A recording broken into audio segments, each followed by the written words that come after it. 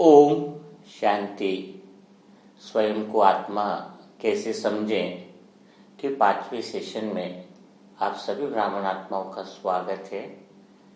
पिछले सेशनों में हमने अनुभव किया कि आत्मा अपने ओरिजिनल में जो साइलेंस की शक्ति है वो अनडिस्टर्ब है, यानी कोई भी संकल्प भी उसको डिस्टर्ब नहीं कर सकता है।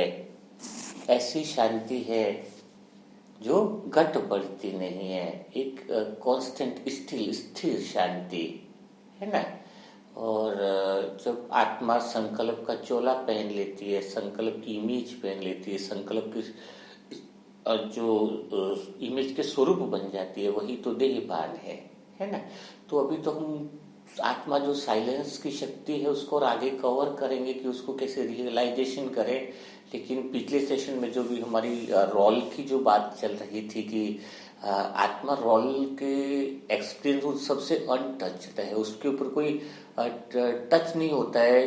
अगर हम उसके सब रिलेशंस बना लेते हैं, संकल्प के साथ पहचान बना लेते हैं, तो फिर हम क्या होते हैं कि आत्मा स्वयं को भूल जाती है, लेकिन उसको कुछ फर्क नहीं पड़ता है।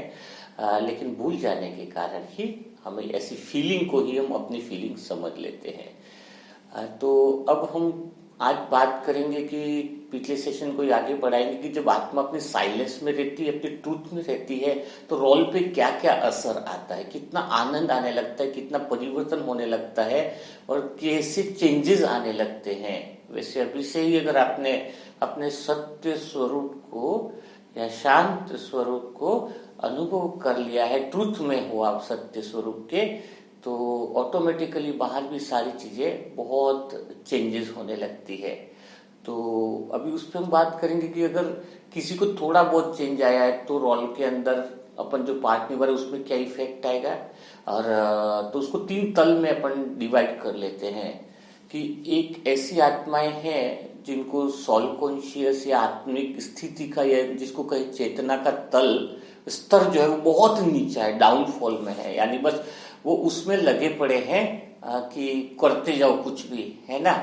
तो सबसे जो नीचे तल के लोग हैं जिनके अंदर सोल कॉन्शियस बिल्कुल ना के बराबर, उनकी चेतना का तल, आत्मिक स्थिति, सत्य स्वरूप की अनुभव बहुत कम है, उनके साथ कैसा होता है ड्रामा के अंदर, वो थोड़ा पहले देख लीजिए। वो उस तरह के लोग होते हैं जिनको बार बार ड्रामा समझाता है, कुदरत समझाता है, लेकिन परिवर्तन नहीं लाते। जैसे कि बता दिया गया कि भाई तुम खाना इतना बार बार खाना ही खा रहे हो और ये चीज खा रहे हो, आपको प्रॉब्लम होगी, सुनने कोई तैयार नहीं। फिर खाना खा रहे, तो बार बार कर रहे, खाना खा रहे और उनको इस चीज से प्रॉब्लम हो रही है, कितना अधिक खाना खा रहे, कुछ ऑलरेडी थोड़ी बहुत बीमारी, तो भी वो सुनने को तैयार नहीं है। फिर ड्रामा के अनुसार उनको क्या चीज होती है, फिर वो डॉक्टर ऐसा बता देता है, ऐसी बीमारियां लग जाती हैं कि फिर वो उसको बोलते हैं कि भाई तुम्हें ये ऐसा नहीं किया तो फिर तुम्हें बहुत प्रॉब्लम होगी।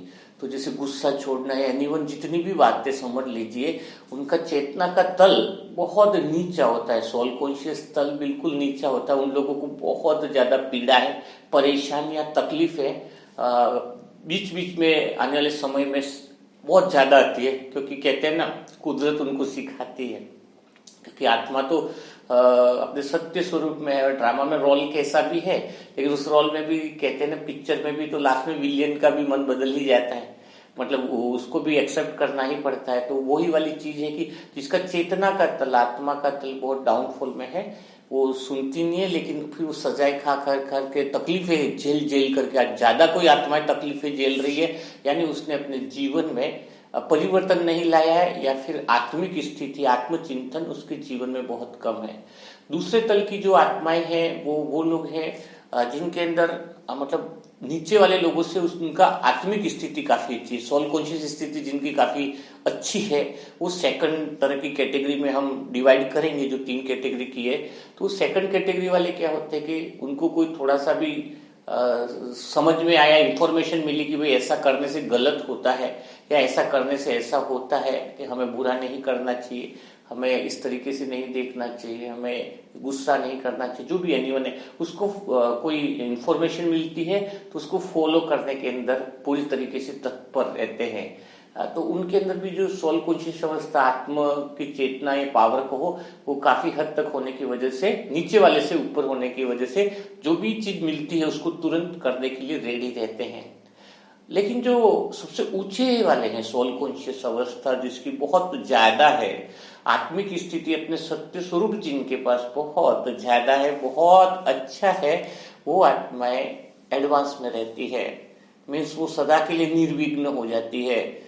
उनको आने वाली विघ्न, आने वाली बातें, उन सब के लिए एडवांस ऑलरेडी प्रिपरेशन हो जाती है। ऐसा नहीं है कि वो चीज आने वाली, उनको पता है, जैसे भी बाबा ने बताया ना कि समय कैसा नाजुक आने वाला है, किस तरीके से हमें तैयार रहना है, वो एडवांस उनकी तैयारियां सारी एडवांस लेवल पर होती है।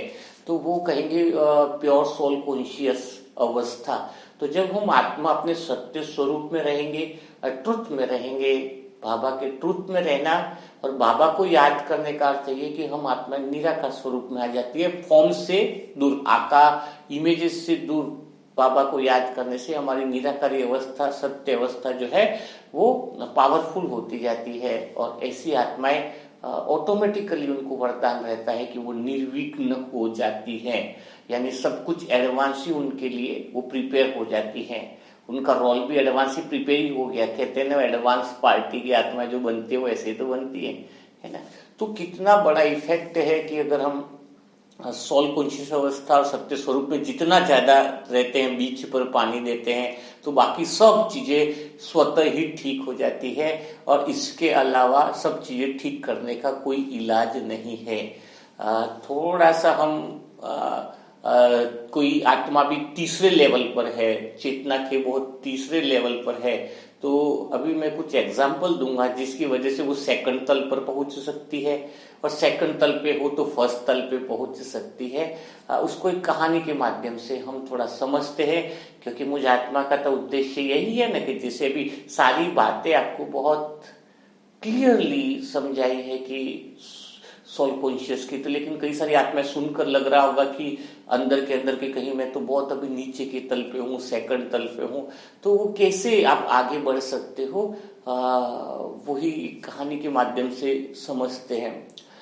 एक बार क्या हुआ, दो दोस्त थे, दोनों दोस्त बहुत प्यारे थे, अनिल और मुकेश, ठीक है ना। अब दोनों दोस्त में मुकेश जो था वो काफी पैसे वाला था, बहुत अच्छा था, और अनिल के पास पैसा तो था लेकिन मुकेश जितना नहीं था। लेकिन वो दोनों दोस्त ऐसे थे कि हमेशा मिलना, मतलब सुबह है काम से फ्री हुए तो फिर शाम को मिल लिए, और कभी खाने के लिए आते थे। तो मुकेश ज्यादातर पेमेंट करता था, लेकिन अनिल बहुत स्वाभिमानी था। अगर 4 दिन में वो पेमेंट करता तो एक दिन में वो भी कर लेता था। मुकेश के पास बहुत ज्यादा पैसा था, बिजनेस में इंटरेस्ट था। अनिल के पास भी पैसा था, पर उतना नहीं था जितना मुकेश के पास था। तो वो दोनों हमेशा कई सारी बातों में, उनके संस्कार काफी अच्छे थे, दोनों के स्वभाव संस्कार भी काफी अच्छे थे, तो दोनों बात करते रहते हमेशा। तो एक दिन उनकी चर्चा चली कि मुकेश ने कहा कि यार कोई भी इंसान अकेला रह सकता है क्या? तो दोनों अपने विचार व्यक्त करने लगे। तो अनिल ने कहा कि बिल्कुल रह सकता है, क्योंकि कुदरत ने इंसान को अकेले रहने के लिए सब चीजें ऑलरेडी दे रखी है ना। ऑलरेडी उसके पास सब कुछ वो है कि वो अकेला रह सकता है। बॉडी भी इस तरीके से दी है कि एडजस्ट हो जाती है हर चीज में, मतलब कोई ज्यादा भी दुख आ जाए तो बहुत बेहोश हो जाता है शरीर, बताए ना। और कभी जैसे योग में भी बताया, कई लोग 20-20 साल तक भी बैठते हैं तो भी शरीर उसके हिसाब से मौन हो जाता है। यानी जैसी स्थिति होती है वैसी सारी चीजें शरीर के अंदर प्रकृति ने दी, और वो अकेला रह सकता है, उसको किसी की आवश्यकता नहीं है। लेकिन मुकेश इस बात से सहमत नहीं हुआ कि नहीं, कोई व्यक्ति सामाजिक प्राणी है, लोगों के बिना रह नहीं सकता है, अकेले में तो घुट जाएगा, मर जाएगा इंसान, लेकिन अकेला रहना संभव नहीं है। दोनों की चर्चा बहुत गहरी होती गई, और इसके बाद फिर अनिल इसी बात पे टिका रहा कि नहीं, अकेला इंसान रह सकता है, कोई इश्यू नहीं है, कोई तकलीफ नहीं है, भगवान ने सब उसको सुविधाएं अंदर से इतनी ताकत दी है कि वो अकेला रह सकता है। तो मुकेश ने कहा कि चलो एक चैलेंज करते हैं कि कोई व्यक्ति 10 साल तक अकेला रह सकता है क्या अपने रूम के अंदर, या किसी से मिले नहीं, कुछ करे नहीं, तो क्या अकेला रह सकता है? तो अनिल ने कहा बिल्कुल रह सकता है। तो मुकेश ने कहा बातों से काम नहीं चलेगा, उसने बताया कि प्रैक्टिकली क्या आप रह सकते हो, तो शर्त लग गई। तो मुकेश ने अनिल को कहा कि अगर तुम 10 साल तक अकेले रह जाते हो तो मैं अपनी सारी प्रॉपर्टी, सारी संपत्ति तुम्हारे नाम कर दूंगा, और अगर तुम 10 साल से एक दिन भी कम रहे तो फिर मैं तुम्हारी सारी संपत्ति मैं ले लूंगा। तो अनिल ने कहा मैं तैयार हूँ, प्रिपेयर हूँ, रेडी हूँ। और इस तरह से वो तैयार हो गए। तो अनिल को दूर उनका जो मुकेश का एक फार्म हाउस था वहां पे लेके गए, वहीं पे छोड़ दिया और बोला कि फार्म हाउस से बिल्कुल एकांत था, वहां पे सिर्फ उसके रूम में एक वेटर था काम करने वाला, वो आ जाता था, जो उसको किताबें चाहिए तो नीचे से दे देता था, पेपर चाहिए तो दे देता था, और खाना चाहिए तो वो सब कुछ दे देता था, केयर टेकर, उसको ध्यान रखने वाला, बस बाकी कोई भी नहीं। वो भी उससे बात नहीं करता था, खाली दे देता था बुक्स या जो भी है वो उसके लिए, बाकी कोई भी चीज के लिए वो बात भी उससे नहीं करता था। तो अनिल फिर वो अकेला रहने लग गया रूम के अंदर, आराम से रहने लग गया। तो धीरे धीरे बीच बीच में क्या था कि मुकेश उसको 10 दिन, 20 दिन, एक महीने में एक आध बार मिलने आता था। तो शुरुआत हुई, 1-2 साल होने लगे। तो मुकेश जैसे जैसे बीच में आता तो वो उसको बहुत बातें सुनाता कि मैं तो वहां पार्टी में गया था, अरे मैं तो वो घूमने गया था, तू क्या कर रहा है।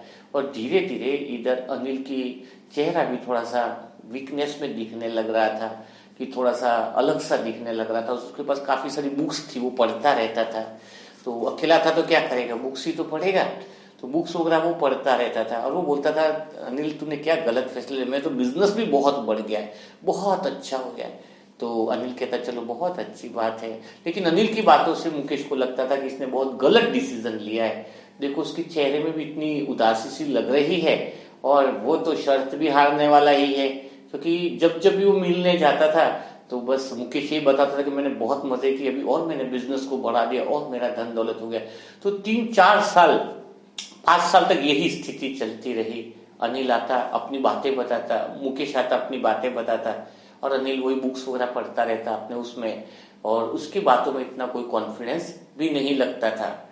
लेकिन फिर 5 साल के बाद क्या होता है, 5 साल के बाद उल्टा होने लगता है कि मुकेश अपनी बातें आकर बताने लगता है, लेकिन अनिल बिल्कुल साइलेंस रहता है, बहुत अच्छे से उसकी आवाज में दृढ़ता, उसकी आवाज में बल, और आराम से उसको पूछता है कि मुकेश आप ठीक हो ना, खुश तो हो, काफी अच्छे हो ना, इस तरह की बातें अनिल करता है। तो धीरे धीरे मुकेश के अंदर डर लगने लगता है कि 5 साल तो उसने अकेले में निकाल दिए, बिल्कुल एक रूम के अंदर उसने निकाल दिए, और धीरे धीरे उसको 5 साल के बाद से डर लगने लगता है कि कहीं 10 साल भी अकेले में ना निकाल दे।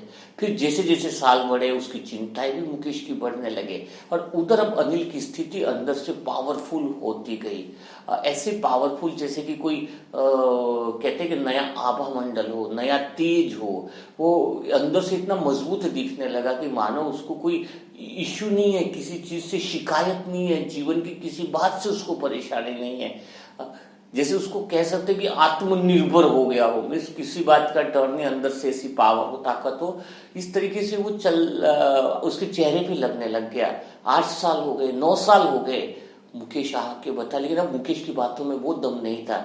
मुकेश के अंदर थोड़ा सा डर था, चिंताएं थी, और 8वें 9वें साल तक आते थे तो उसको लगा कि ये तो अनिल ये तो कर दिखाएगा 10 साल तक, और तो मेरा तो सारा धन अभी तक जो कमाया है वो भी सब जाने का ही डर उसको सताने लग गया था कि पूरी प्रॉपर्टी ही चली जाएगी। और फिर एक समय आ गया 10वें साल, और 10वां साल जैसे आ गया तो उसके अंतिम दिन का भी समय आ गया कि अभी लास्ट दिन जो है वो पूरा कंप्लीट होने वाला है। तो मुकेश के मन में तो काफी सारी चीज थी कि अनिल तो रुक गया, अब क्या होगा सब कुछ। तो जब अंतिम दिन था तो वो अनिल से मिलने के लिए गया, साथ में मिठाई का डब्बा भी लेकर के गया। तो एक दिन बाकी था, मीन्स 10 साल के अंदर कितना, एक दिन बाकी था, और जैसे वो वहां पर पहुंचता है तो वहां पर वो अनिल को नहीं देखता है, बिल्कुल वो कहीं दिखाई नहीं देता है। तो वो सोचता है ये तो शर्त भी हार गया, और उसको इतने साल तक रहा और एक दिन पहले ही छोड़ दिया उसने, ऐसा क्या कारण हो सकता है। ऐसा मुकेश के अंदर बहुत ज्यादा प्रश्न उत्पन्न होने लग गए। लेकिन उसने फिर दूर पड़ी हुई एक चिट्ठी को देखा, तो चिट्ठी में उसने, अनिल ने मुकेश के नाम एक चिट्ठी लिखी थी, जिसमें अनिल ने कहा कि मैं चाहूँ तो ये शर्त तो पूरी वैसे ही कर लूंगा, लेकिन तू मेरा दोस्त है, पिछले 4-5 सालों से मैंने तेरे चेहरे पे चिंताएं देखी है, तूने मेहनत भी करी है, सब कुछ है, तो अगर मैंने सारा कुछ ले भी लिया तुमसे तो तुम्हें मैं दुखी नहीं देख सकता। और बात रही मेरी, तो मैं अभी इतना खुश हूँ, इस पिछले 5 साल में 10 साल में मैंने वो पाया है जो शायद मैं अगले 100 साल तक भी बाहर काम करूँ, हजारों साल तक भी करूँ तो नहीं पा पाऊंगा। मैंने इतने सालों में सबकी बुक्स पढ़ी, आत्मचिंतन किया, आत्म अवलोकन किया, आत्म निरीक्षण किया, मैं स्वयं ही स्वयं के पास मानो पहुंच गया। अभी मैं इतना अंदर से पावरफुल अनुभव कर रहा हूं कि मेरे लिए कोई भी समस्या नहीं लग सकती। मैं आत्मनिर्भर हो गया हूं। मेरी खुशी के लिए किसी चीज की मुझे आवश्यकता नहीं, ऑलरेडी मैं सेटिस्फाइड अनुभव कर रहा हूं। इस तरह की बातें अंदर जो है वो लिखी हुई थी। तो मुकेश के चेहरे में, आंखों में आंसू आने लग गए। आंसू इसलिए आने लग गए क्योंकि मुकेश वो जो मिठाई लेकर आया था उसमें जहर डालकर लाया था। उसको इतना डर हो गया था कि वो अभी सारी संपत्ति चली जाएगी तो वो उसको मिठाई खिला देगा और मार देगा।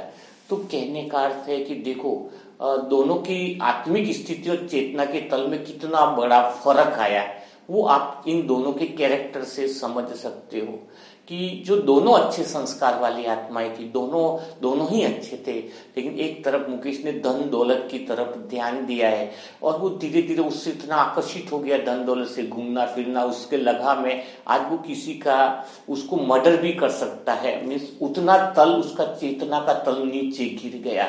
और एक तरफ देखिए कि वो एकांत में जितना रहा अनिल, जितना स्वयं के ऊपर अटेंशन दिया, उसका चेतना का तल कितना ऊंचा हो गया, उसका आत्मिक स्थिति कितनी ऊंची हो गई कि वो सबके लिए सुख शांति के बारे में सोचने लग गया।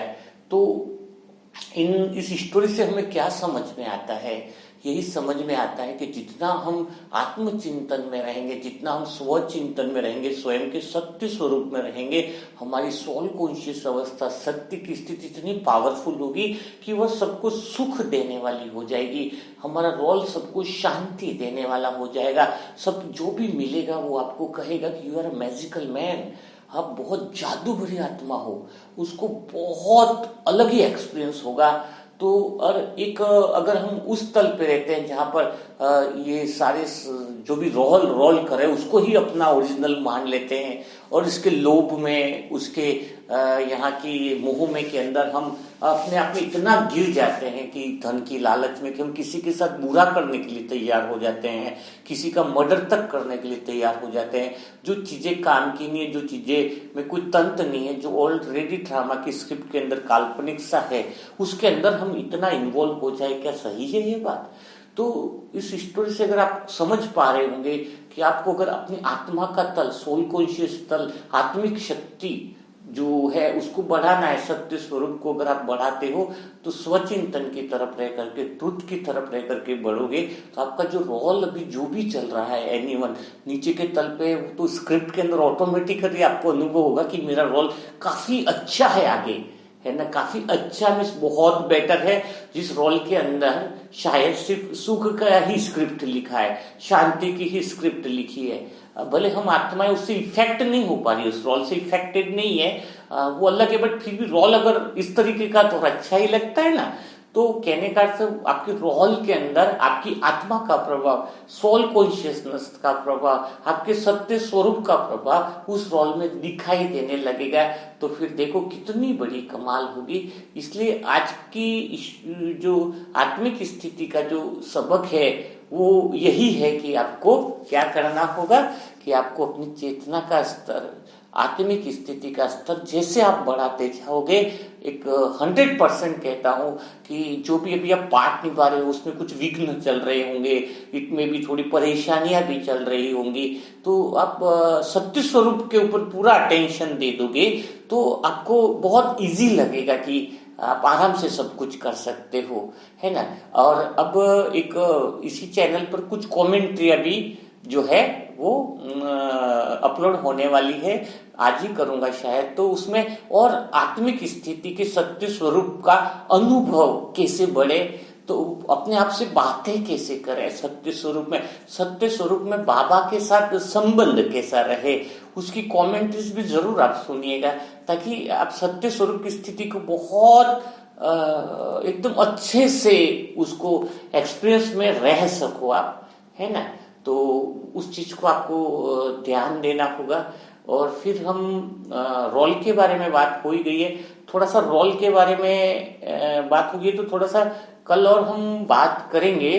कि अभी देख लेता हूँ कि शायद समय जो है कहीं ज्यादा, क्योंकि सोचता हूँ आधा घंटे से के लगभग सेशन रखता हूँ, अभी है 20 मिनट का सेशन लिया तो 10 मिनट अपन ले सकते हैं।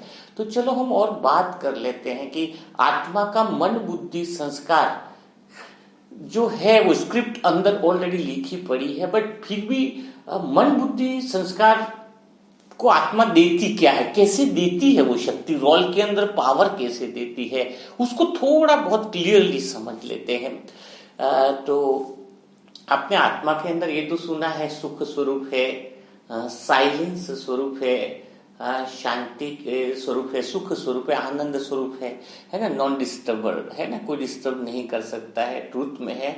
लेकिन आत्मा मन बुद्धि संस्कार जो रोल कर रहे हैं, तो वो तो स्क्रिप्ट एक चल रही है, तो उसके काम करवाती कैसे, उसमें आत्मा का रोल कैसे होता है, उसके साथ कनेक्शन कैसा होता है, वो थोड़ा सा समझेंगे। क्योंकि इसलिए समझना जरूरी है क्योंकि अभी आगे हम बात करेंगे कि अभी आत्मा के सत्य स्वरूप को तो पहचान लिया, तो अभी हमारी बात क्या होने वाली है इस बात को समझाने के लिए, क्योंकि हमें बाबा से बातें करनी है। किससे? और बाबा तो कहता है तुम मेरे संगी खाओ, मेरे संगी उठो, मेरे संगी बैठो। और हम आत्माएं तो निराकार है, ठीक है। और निराकार रहने के लिए हमें सत्य स्वरूप में रहने के लिए हमें फीलिंग की इमेज से दूर रहना है। फीलिंग की जो इमेज है उसका प्रभाव ना पड़े, क्योंकि बुद्धि और आंखों का काम क्या है, इमेजेस, कर्मेंद्रियों का काम है इमेज बनाना, और फिर संकल्प उसको नाम और स्टोरी दे देता है ना। तो हमें तो निसंकल्प स्थिति में रहना है, मतलब उसका प्रभाव हमारे पर न पड़े, हम आत्मा निराकार में रहे, अपने सत्य स्वरूप में रहे। अब बाबा को दोस्त बना दिया, बाबा को साजन बना दिया, तो फिर क्या फॉर्म के रूप में बात करेंगे बाबा से? क्योंकि हम तो निराकारी, बिना फॉर्म जितनी है उतनी गायब हो जाए, बाबा से याद करें तो वो फॉर्म हमारी पहचान न बने। फॉर्म देखे सही लेकिन फॉर्म हमारी पहचान न बने, तो फिर बाबा से हम बात कैसे करेंगे, दोस्तों के रूप में कैसे बात करेंगे? हम आत्मा है तो क्या बाबा की बात हमें सुनाई देगी? क्या होगा ये सब चीज, कैसे होगी ये सब चीज, यह इसी बात को हम डिटेल में लेके जाएंगे। तो खाली जो आत्मा है ना, उसको हम क्या समझते, खाली ट्रूथ आपने कंप्लीट देखा नहीं है, अभी इतना ही ट्रूथ देखा आपने कि वो अनचेंज्ड है, ये है। लेकिन अगर आत्मा के साथ आप ये समझ लो कि जो मन बुद्धि संस्कार के रूप में जो स्मृति है, एक सेकंड के लिए उस स्मृति को डिलीट कर दो, निकाल दो, कि अगर आप आत्मा के पास बॉडीज नहीं है, शरीर नहीं है, तो आपकी क्या अनुभव रहेगा, आपके पास क्या स्थिति रहेगी। तो एक तो ये हो गया, और एक वो कर्मेंद्रिय के द्वारा आत्मा कनेक्शन में कैसे आती है, आत्मा क्या शक्ति देती है मन बुद्धि संस्कार को, जिससे वो सारे रोल निभाती है। तो वो शक्ति क्या है उसको थोड़ा सा गहराई से समझो।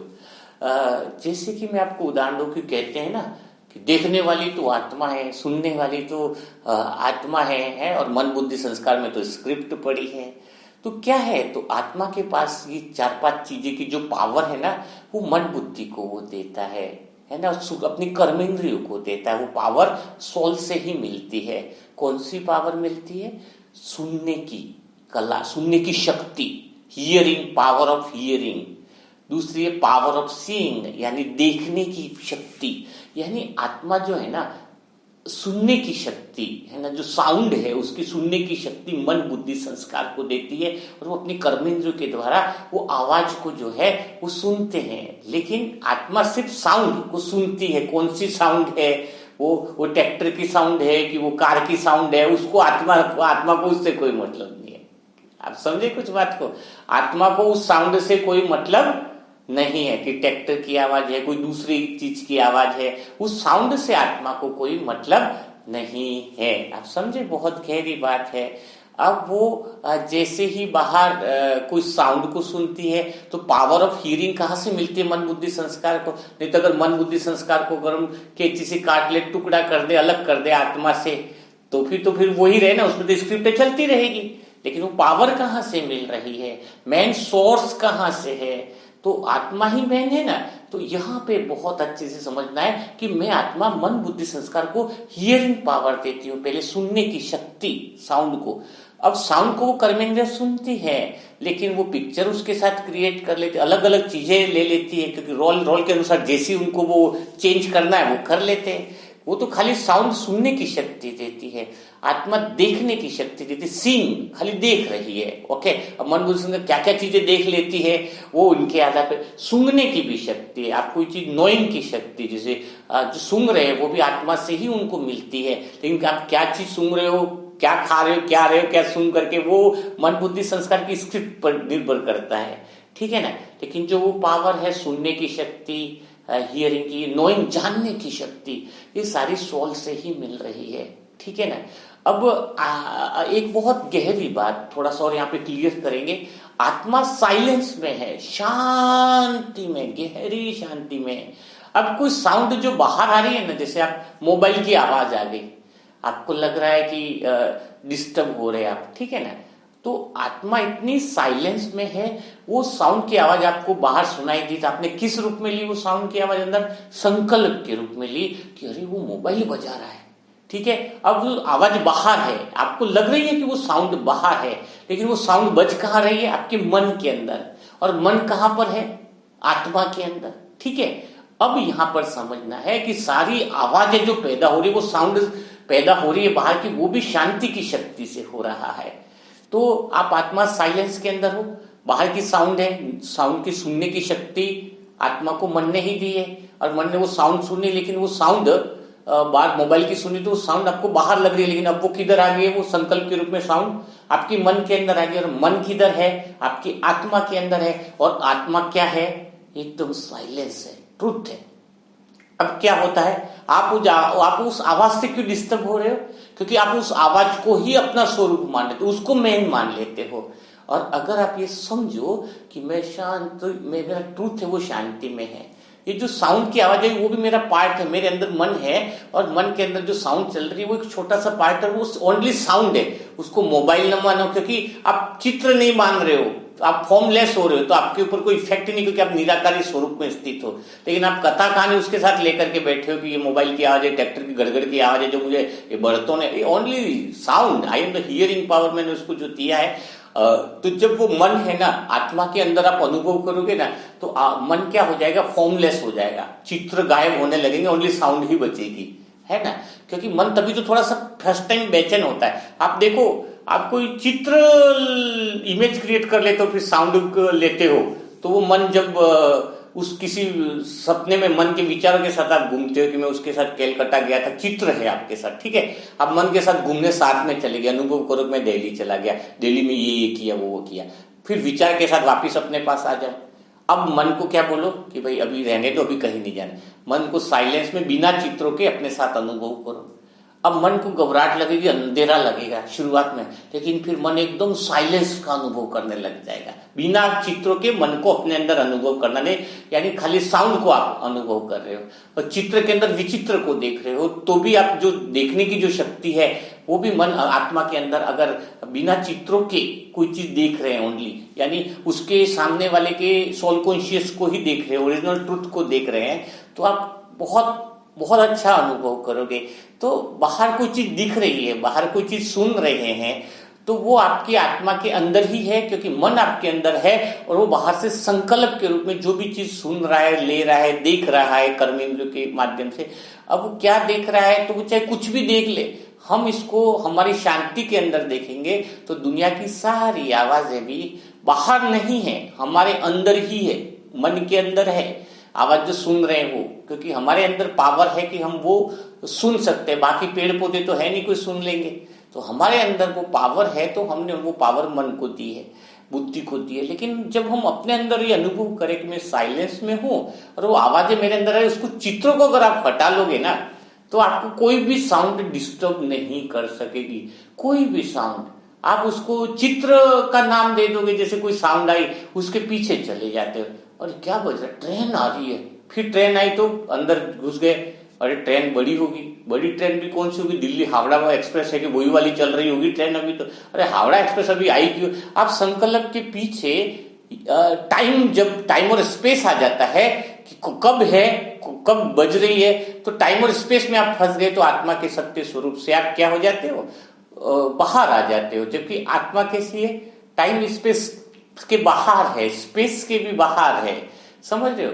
तो इसलिए आप उसको बड़ा मान लेते हो और अपने को छोटा मान लेते हो, वरना भूल जाते हो। तो अभी क्या करना है, ट्रेन की आवाज हो, एरोप्लेन की हो, ठीक, ओनली साउंड्स। मन को उसकी अपने संकल्प के साथ अपनी पहचान न बनाओ। आप कोई चीज देखनी भी है तो उस दृष्टि से देखेंगे कि आप सोल कॉन्शियस अवस्था में हो, सत्य स्वरूप में हो, और उसमें मन एक छोटा सा पार्ट है मेरा जो अपना है, और उसके अंदर वो चीजें आ रही है तो मेरे को डिस्टर्ब नहीं करेगी। तो ठीक है, नहीं कमरे पूरा बहुत बड़ा कमरा, उसमें सोफा पड़ा तो सोफे को कमरा थोड़ी कहेंगे, सोफा एक अलग है। इतनी बड़ी हम आत्मा स्पेसलेस है, पूरी स्पेस ही नहीं, मतलब उसके अंदर एक छोटी सी चीज है, मन, उसके अंदर एक छोटी सी संकल्प है, छोटी सी आवाज है, वो क्या होगी, वो ओनली साउंड है। और वो साउंड भी निकली कैसे है, साउंड आई कहां से, आपके अंदर शांति थी जो मन को पावर दी कि साउंड को सुन सके, तो वो साउंड आपके अंदर आई। तो जो साउंड आपके अंदर आई वो आपको डिस्टर्ब कैसे कर सकती है। हाँ, समझ में आया, कितनी गहरी बात है। आपको लगेगा बाबा क्यों कहते हैं कि चारों तरफ अशांति की वाइब्रेशन होंगे, चारों तरफ हाहाकार होगा, लेकिन तुम साइलेंस में बैठे रहोगे। क्यों? क्योंकि शांति की शक्ति से तो वो हाहाकार तुम सुन पाओगे कि ये हाहाकार की आवाज है, लेकिन वो साउंड लगेगी और वो आवाज आपके मन के अंदर रहेगी, और मन के अंदर जो रहेगी, और मन आपकी आत्मा के अंदर है। तो इतनी बड़ी शांति में जो साउंड की आवाज है वो बिना चित्रों के आप अपने अंदर अनुभव करोगे, और ओनली वो साउंड रहेगी, एक म्यूजिक की तरह लगेगा आपको। तो आज काफी सारी चीजें आप समझ गए होंगे कि तो आज हमने क्या सीखा। एक तो हमें सोल कॉन्शियस अवस्था बनानी है, अगर हम तीसरे तल पे है तो सेकंड पे पहुंचना है, और सेकंड पे है तो हमें पहले तल पर पहुंचना है, अनिल की तरह, जिसने अपने आत्मचिंतन से अपने जीवन को श्रेष्ठ बना दिया, समय को सफल कर दिया, अपने जीवन को उच्चतम चेतना के स्तर पर लेकर के गया। तो आप अपने आप को चेक करो कि आज मेरी सोल कॉन्शियस अवस्था कितनी है और मेरी सोल कॉन्शियस अवस्था कितनी बढ़ने वाली है। तो ये सारी चीजें आप चेक कर सकते हो, ठीक है ना। अच्छा, वो व्हाट्सएप नंबर मैंने मांगा था, लेकिन आप जो कमेंट में लिखते हो शायद मुझे दिखाई नहीं देता है, मुझे समझ में भी इतना नहीं उसमें पता चलता है। तो मैं भी 1-2 दिन में चैनल पर ही एक व्हाट्सएप नंबर दूंगा, उस पर ही आप सीधा ओम शांति लिख करके ग्रुप से जुड़ सकते हैं। लेकिन मैं आत्मा उसी से बात करूंगी और आपको उसी को ओम शांति लिखना है जो पहले ही तीव्र योगी और तीव्र पुरुषार्थी कैसे बने, जिसने पूरे 20 लेसन अटेंड किए हों, क्योंकि वो और ये आत्मा के लेसन के जो पार्ट है, ये तो आपके व्हाट्सएप पे बहुत सारे क्वेश्चन रहेंगे जो ऑलरेडी उसमें आंसर दिए हुए हैं, तो फिर आनंद नहीं आएगा। और जिन्होंने 20 पार्ट को समझा है और ये आत्मा के लेसन कंटिन्यू सुन रहा है, वो ही उन्हीं का ही ग्रुप रहेगा, क्योंकि वहां पर लाइव मेडिटेशन करेंगे हम, और अमृत वेला भी लाइव करेंगे मेडिटेशन, ताकि हमें बिल्कुल प्रैक्टिकल रियलाइजेशन है वो बढ़ सके। तो वो ग्रुप ही उसमें रहेगा। इसलिए आपने जिसने भी नहीं सुना है, 1-2 दिन और है आपके पास, आप वो कंप्लीट लेसन जो है, कंप्लीट पार्ट है, वो सुन लीजिए, ताकि हम सब आत्माएं बाप समान बन सके। तो कल फिर मुलाकात होगी नए सेशन के साथ, नई बातों के साथ, नए अनुभव के साथ। तब तक के लिए ओम शांति।